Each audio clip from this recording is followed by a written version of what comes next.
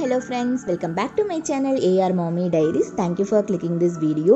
இன்னைக்கு நம்ம சேனல்ல ஒரு சூப்பர் டேஸ்டியான ஈஸியான ஒரு ஸ்வீட் ரெசிபி தான் வந்து பார்க்க போறோம். ரவா லட்டு எனக்கு ரொம்ப பிடிச்ச ஃபேவரட்டான ரெசிபி. எப்படி செய்யலாம்னு பார்க்கலாம் வாங்க. இதுக்கு ஒரு கடாயில 2 டேபிள் ஸ்பூன் அளவுக்கு நெய் சேர்த்திக்கலாம். சேர்த்திட்டு அதில் வந்து 1 கப் அளவுக்கு ரவை வந்து நான் ஆட் பண்ணிக்கிறேன்.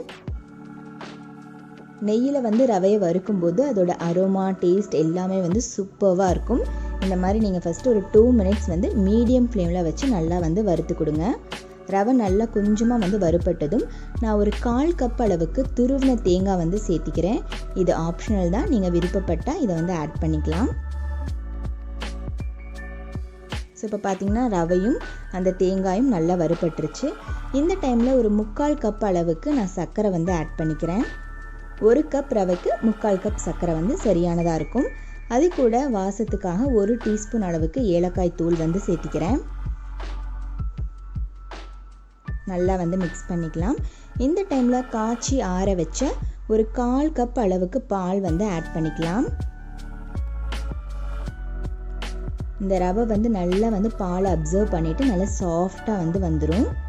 இந்த மாதிரி நீங்கள் கிளறிக்கிட்டே இருக்கணும் மீடியம் ஃப்ளேமில் வச்சு.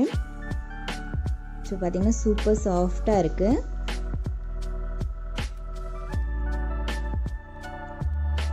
இப்போ நெய்யில் வந்து முந்திரி பருப்பு, திராட்சை இது ரெண்டையும் சேர்த்து நல்லா வறுத்து இதில் வந்து நம்ம சேர்த்திக்க போகிறோம்.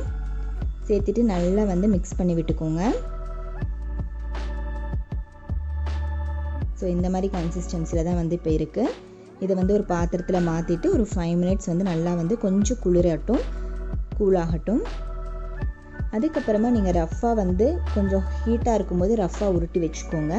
அதுக்கப்புறம் கொஞ்சம் நேரம் கழித்து நல்லா வந்து கைகளால் அழுத்தி நல்லா வந்து லட்டு மாதிரி இப்படி வந்து செஞ்சுக்கலாம்.